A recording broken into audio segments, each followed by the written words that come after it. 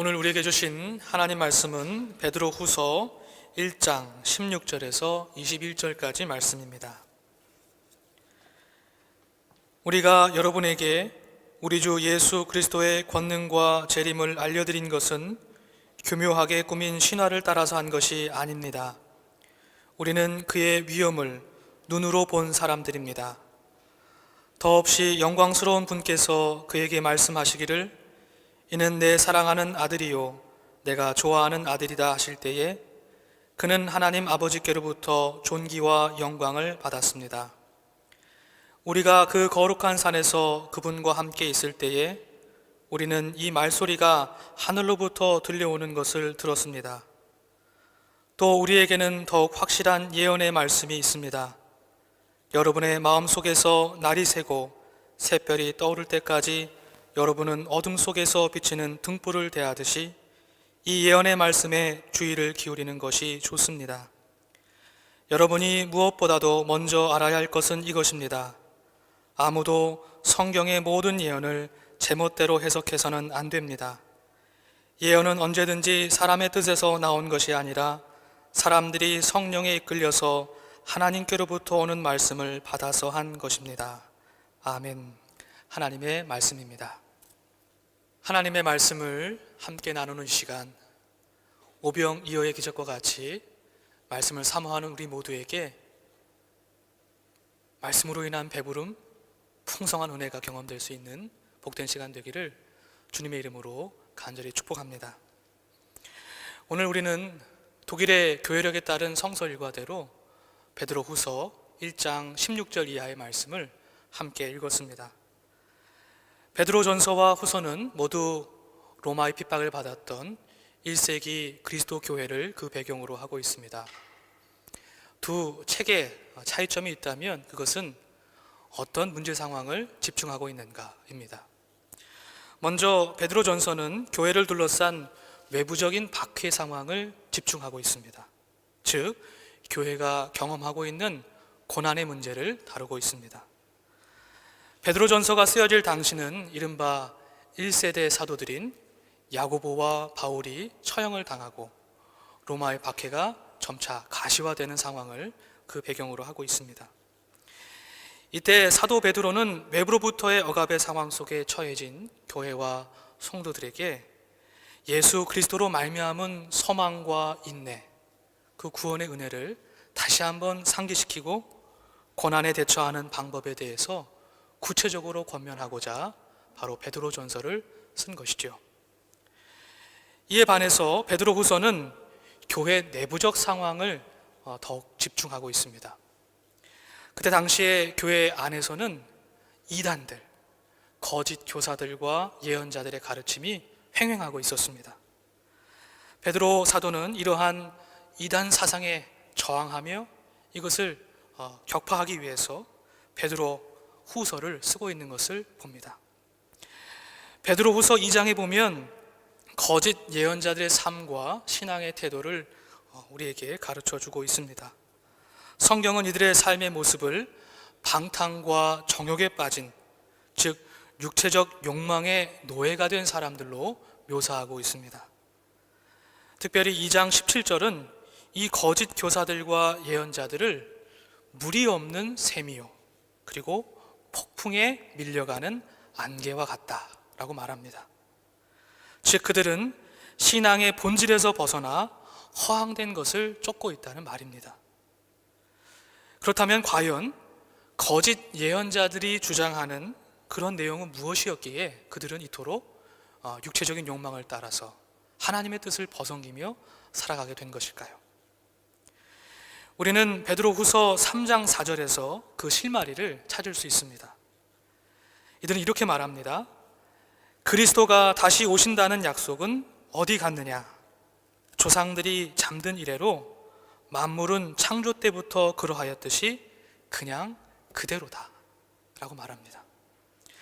마치 노아의 방주를 비웃었던 뭇 사람들처럼 이들은 예수 그리스도의 재림, 즉 파루시아의 지연을 하나님의 부재, 예수 그리스도의 임재의 능력의 부재라고 판단하고 이것을 비웃고 조소하는 것이죠. 사도 베드로는 이러한 불신앙과 조소에 직면하여서 베드로후서 3장 13절에 다음과 같이 쓰고 있습니다. 우리 3장 13절 말씀을 함께 읽어보길 원합니다. 함께 읽겠습니다. 그러나 우리는 주님의 약속을 따라 정의가 깃들여 있는 새 하늘과 새 땅을 기다리고 있습니다. 사랑하는 여러분, 여러분이 이것을 기다리고 있으니 티도 없고 흠도 없는 사람으로 아무 탈이 없이 하나님 앞에 나타날 수 있도록 힘쓰십시오. 그리고 우리 주님의 오래 참으심이 구원을 위한 것이라고 생각하십시오 하고 쓰고 있습니다. 이렇듯 사도 베드로는 이 재림의 지연은 하나님의 부재, 그리스도의 무능력에 근거한 것이 아니라 오히려 하나님의 오래 참으심이다 라고 말하고, 이 오래 참으심은 우리를 사랑하시는 하나님의 증거라고 선포하고 있음을 봅니다. 따라서 그리스도의 재림을 기다리는 시간은 하나님의 뜻을 벗어넘기는 방종과 불순종으로 채워야 할 시간이 아니라 오히려 하나님의 거룩하심을 덧입는 은총의 시간, 성찰의 시간이어야 한다는 사실을 베드로는 분명히 하고 있습니다. 우리는 시간적으로 조금 후대이긴 하나 요한계시록 2장 6절과 15절에서 에베소 교회와 버가모 교회를 향한 말씀 중에서 니골라당을 주의하라, 니골라당이라고 하는 표현이 등장하는데, 이 표현 속에서도 이단의 뿌리를 짐작해 볼 수가 있습니다. 원래 니골라라고 하는 사람은 7집사 중 한 사람이었죠. 그는 교회를 잘 섬기는 사람이었는데 안타깝게도 그는 후에는 교회를 어지럽히고 어렵게 만드는 그런 주체가 되고 말았습니다. 이들 사상의 공통적인 특징은 두 가지가 있습니다. 첫 번째는 인간에 대한 그릇된 이해를 가지고 있었습니다. 이들은 인간을 영과 육으로 이분하고, 영은 지고하고 선하고 육은 악하고 무가치한 것이라고 판단했습니다. 즉 인간의 몸과 물질 세계에 대한 부정과 체념을 담고 있습니다. 이는 곧 복음의 정수인 하나님께서 인간의 육신을 입고 오신 사건, 성육신 사건에 대한 부정을 의미합니다. 이것은 곧 예수 그리스도로 말미암은 구원의 이해를 잘못 이해하는 왜곡된 이해로 가져가게 했습니다. 두 번째로 그들은 이러한 왜곡된 그리스도 이해를 기초로 해서 이른바 영적인 구원을 이미 받았다고 확신했습니다. 이러한 영적인 구원에 대한 왜곡된 확신은 예수를 닮아가는 성화와 성찰, 그 따름의 과정을 생략시켜 버렸습니다. 곧 왜곡된 구원의 확신이 왜곡된 자유를 낳게 된 것이죠. 즉 아무거나 다 해도 좋다, 무엇이든지 다 해도 좋다는 방종과 불순종을 낳게 된 것입니다. 놀라운 것은 이러한 이단 사상이 21세기 오늘날에도 여전히 횡행하고 있다는 사실입니다.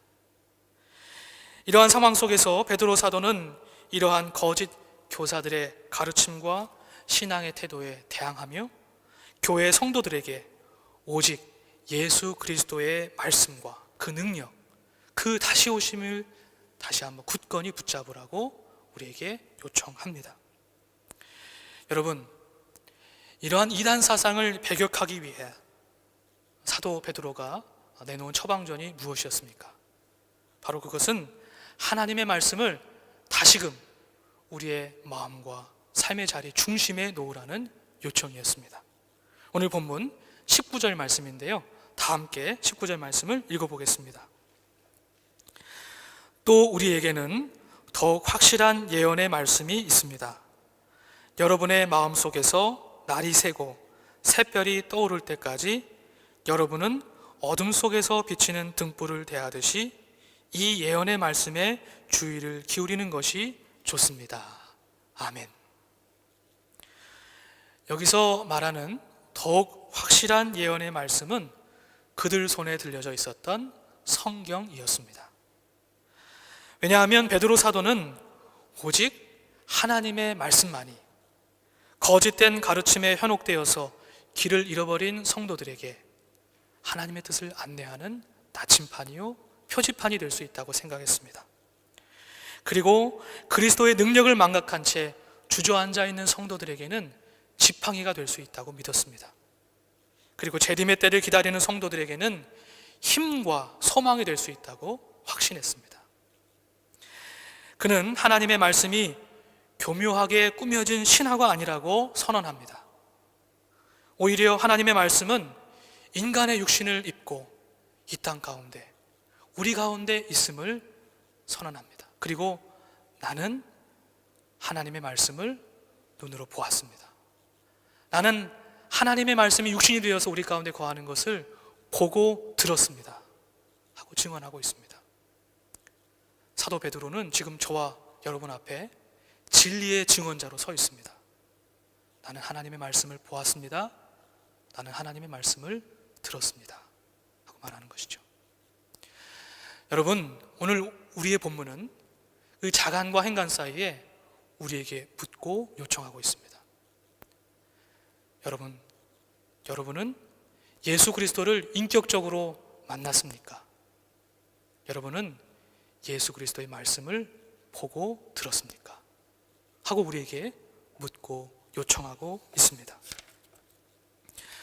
저는 오늘의 말씀을 묵상하면서 하나님께서 베드로 사도를 통해서 오늘 우리에게 다시금 살아계신 하나님 말씀으로 돌아가도록, 다시 하나님 말씀 앞에 서도록 요청하고 있음을 듣게 됩니다.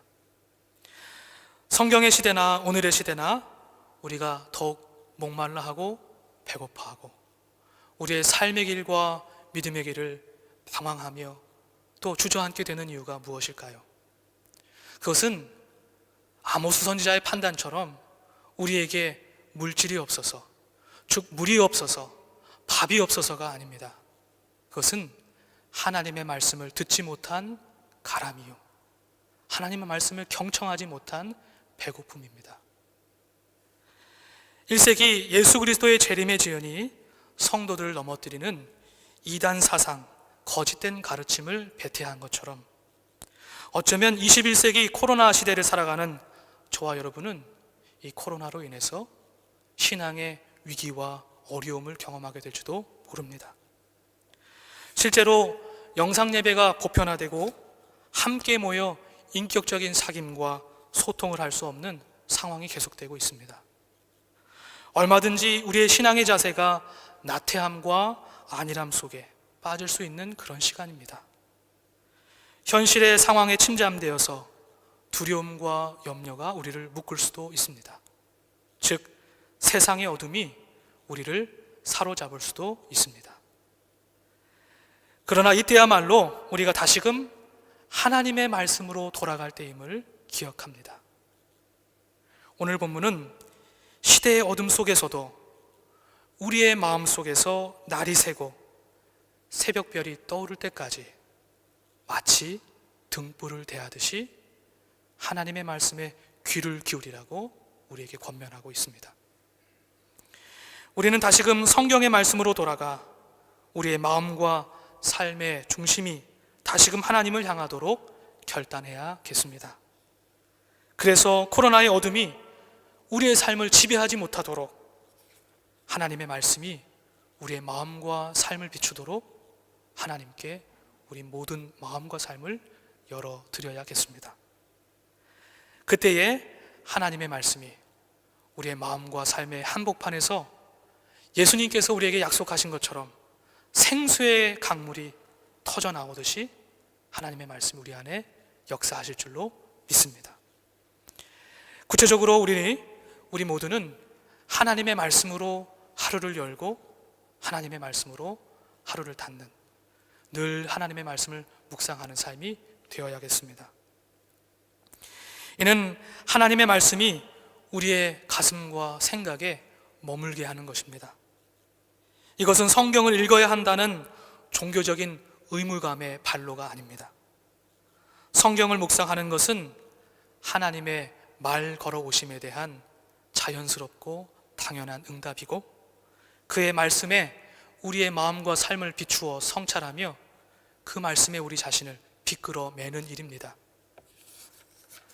그렇습니다. 하나님은 말씀이십니다. 하나님의 말씀에는 하나님의 숨, 하나님의 성령이 담겨 있습니다. 오늘 본문 21절은 하나님의 말씀은 사람의 뜻에서 나온 것이 아니라 하나님의 성령에 이끌림 바 되어 우리에게 전해져 왔음을 분명하게 가르쳐주고 있습니다. 그 말씀은 성령에 의해서 우리에게 사건이 됩니다. 하나님의 말씀은 사건이 됩니다. 이것은 추상적인 관념이 아닙니다. 우리는 우리의 말이 우리의 삶 속에서 사건이 되는 것을 경험적으로 알고 있습니다. 여러분, 우리의 사랑의 말은 사랑의 사건이 됩니다. 우리 미움의 말은 미움의 사건이 됩니다. 우리의 소망의 말은 소망의 사건이 되고 우리의 절망의 말은 절망의 사건이 됩니다. 이것은 너무나 당연한 일이죠. 마찬가지로 하나님의 말씀은 우리 안에서 사건이 됩니다. 저는 요즘 이것을 몸으로 경험하고 있습니다. 우리는 여호수아의 말씀을 기초로 해서 우리 공동체의 7개의 목장을 새롭게 개편했습니다. 1월 한 달 7개의 목장이 하나님 말씀 앞에 모여서 함께 예배했습니다. 예배를 인도하고 예배를 참여하면서 하나님 말씀을 배고파하며 굶주려 했던 우리 성도들이 말씀을 함께 나누어 먹고 말씀 속에서 마음과 삶을 비추면서 말씀을 받아들이는 것을 보게 되었습니다. 말씀이 사건이 되어서 우리 목장 예배 가운데 이루어지고 있음을 경험하게 되었습니다. 얼마나 감사하고 행복한 일인지 모릅니다. 이렇듯 하나님께서 말씀으로 세상을 창조하셨듯이 하나님께서는 말씀으로 우리 안에 역사하십니다.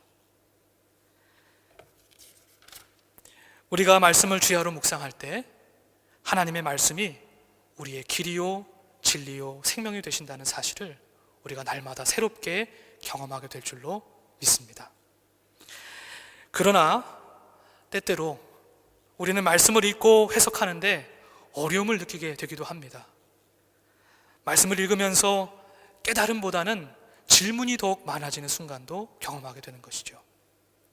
이럴 때 우리는 말씀을 연구하고 공부해야 할 그럴 필요성도 느낍니다.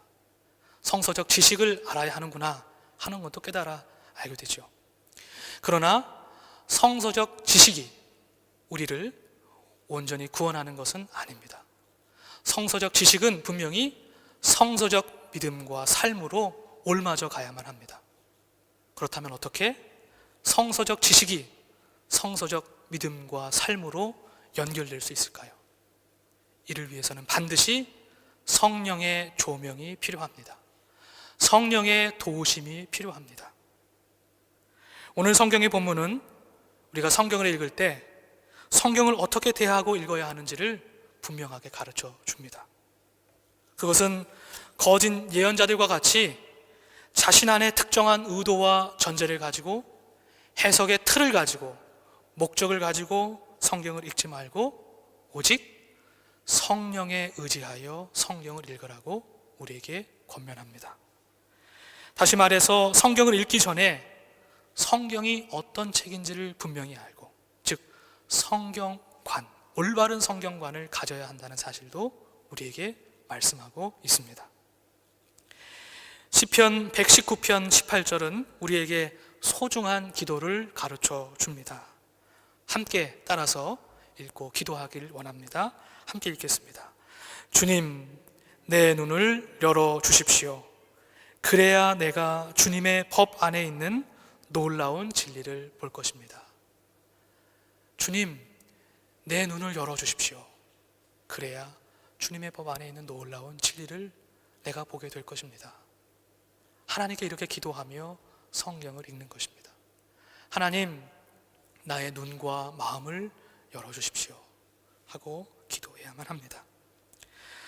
성경의 말씀을 묵상함이 우리의 삶의 사건이 되는 거룩한 독서가 되기 위하여 우리는 오직 하나님의 성령에 의지하여 주님의 말씀에 담긴 우리를 향한 하나님의 뜻을 겸손히 묻고 구하고 받아들여야겠습니다.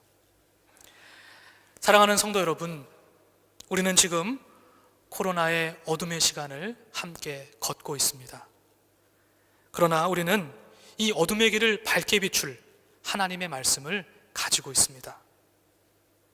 날이 새고 새벽별이 떠오를 때까지 우리 마음 가운데 주신 이 말씀을 등불로 삼고 이 말씀에 귀를 기울이며 우리 안에 드리워진 어둠을 이겨나가며 함께 걷는 우리 믿음의 모든 식구들이 되기를 주님의 이름으로 간절히 축복합니다. 함께 기도하겠습니다.